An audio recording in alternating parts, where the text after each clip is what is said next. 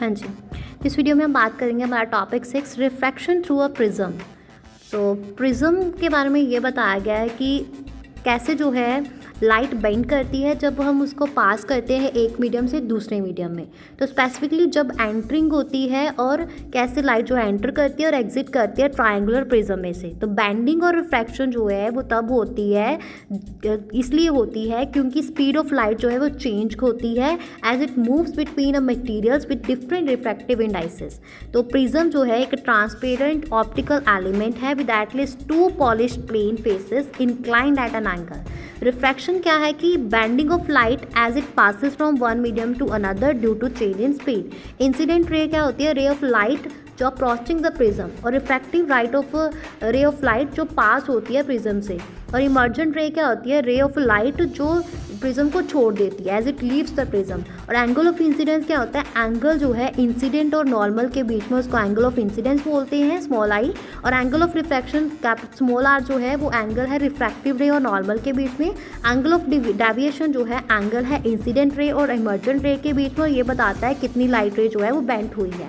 Prism angle क्या होता है? एंगल जो है दो रिफ्रैक्टिव सर्फेसेज ऑफ प्रिज्म के बीच में जो एंगल है उसको हम प्रिज्म एंगल बोलते हैं। रिफ्रैक्टिव इंडेक्स स्मॉल एन जो है वो ये बताता है कि कितनी लाइट जो है बेंड करती है जब वो एंटर करती है मटेरियल में। और इसको डिफाइन किया जाता है ratio of the speed of light in a vacuum to the speed of light in the material. तो हम कैसे जो है रिफ्रैक्शन करते हैं, कैसे रिफ्रैक्शन होती है प्रिज्म में। पहले तो रिफ्रैक्शन जो है जब लाइट रे एंटर करती है प्रिज्म के अंदर फ्रॉम एयर, तो ये जो है स्लो हो जाती है और bend towards the normal. Second refraction क्या होती है? जब लाइट रे एग्जिट करती है प्रिज्म में से, तो एंटर करती है हवा में, तो it speeds up and bends away from the normal. तो ओवरऑल बेंडिंग जो है लाइट रे की from its original direction to the final direction after exiting the prism is called the angle of deviation small d। तो for white light prism जो है separate करता है light को कंस्टिट्यूट कलर्स वेवग्योर में, क्योंकि हर एक कलर जो है वो slightly different wavelength and therefore bends at a slightly different angle. तो रिलेशनशिप जो है angle of deviation prism angle और refractive index of the prism के बीच में, that is n is equal to sine A plus 2 1 upon 2 angle of deviation metre upon 2 upon sine A upon 2। तो ये है तो एंगल ऑफ मिनिमम डेविएशन, मतलब angle of minimum deviation. तो next हमारे पास आ जाता है कि प्रिज्म जो है वो यूज़ किए जाते हैं ऑप्टिकल इंस्ट्रूमेंट जैसे कि स्पेक्ट्रोमीटर्स में कंपोजिशन ऑफ लाइट को एनालाइज करने के लिए, बाइनोकुलर्स में, टेलीस्कोप्स में रिडायरेक्ट करने के लिए लाइट, और create an upright image cameras में यूज़ किए जाते हैं to direct light on to the sensor. हाँ, इसमें यूज़ होते हैं। तो यहाँ पे हमारा 6th मेन टॉपिक जो है वो फिनिश होता है। हाँ, तो इस वीडियो में बात करेंगे अभी हम 7th main topic optical instruments. तो इसका कि 2 सब टॉपिक्स हैं, माइक्रोस्कोप्स एंड टेलीस्कोप्स।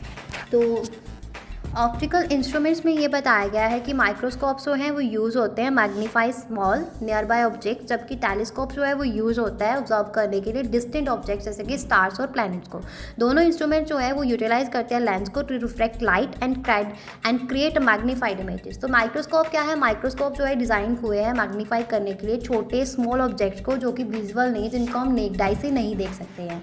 माइक्रोस्कोप 2 तरह के होते हैं, सिंपल और कंपाउंड। सिंपल माइक्रोस्कोप में हम सिंगल कन्वेक्स यूज़ किया जाता है, सिंगल कन्वेक्स लेंस को यूज किया जाता है जिसकी बहुत छोटी फोकल लेंथ होती है जो एक इनलार्ज वर्चुअल अपराइट इमेज को प्रोड्यूस करता है।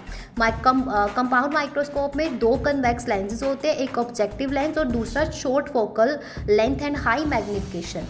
और आईपीस लेंस जो है that further magnifies the image form by the objective. तो वर्किंग प्रिंसिपल क्या है कि ऑब्जेक्टिव लेंस जो है वो क्या करता है? इनलार्ज करता है, रियल करता है, इन्वर्टेड करता है इमेज ऑफ द ऑब्जेक्ट को, और ये इमेज देन फर्दर मैग्नीफाइड होती है आईपीस के द्वारा जो प्रोड्यूस करता है final virtual enlarge and inverted image that is viewed by the I. Next आता है हमारे पास टेलीस्कोप। तो टेलीस्कोप भी डिज़ाइन किए गए हैं मैग्नीफाई करने के लिए जो दूर दूर ऑब्जेक्ट्स पड़े हैं उनको, और पर्टिकुलरली सेलेस्टियल बॉडीज़ को। तो टाइप्स क्या है? रिफ्रैक्टिंग टेलीस्कोप और रिफ्लेक्टिंग टेलीस्कोप। रिफ्रैक्टिंग टेलीस्कोप जो है वो कॉम्बिनेशन ऑफ लेंसेज से बने हैं जिसमें लार्ज ऑब्जेक्टिव लेंस जो है with a long focal length and smaller eyepiece lens. Reflecting telescope में हम मिरर्स को और लेंसेज का यूज़ किया जाता है to gather and focus light. Concave primary mirror collect करता है a concave primary mirror collects and reflect light to a secondary mirror which then directs the light to the eyepiece। मतलब कैसे काम करता है, ऑब्जेक्टिव लेंस जो है telescope में वो गैदर करता है लार्ज अमाउंट ऑफ लाइट को फ्रॉम अ डिस्टेंट ऑब्जेक्ट और रियल इन्वर्टेड और डिमिनिश्ड इमेज बनाता है फोकल पॉइंट पे। तो आई पीस क्या करता है, इस इमेज को क्या करता है, मैग्नीफाई करता है और एक फाइनल वर्चुअल इनार्ज और इन्वर्टेड इमेज बनाता है फॉर ऑब्जर्वेशन।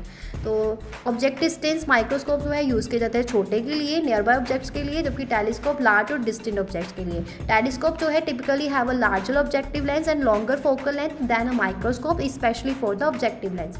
माइक्रोस्कोप का एम क्या है, रिजॉल्व करना fine details of the small object, जबकि telescope aim to gather light from faint distance objects and magnify them for a view.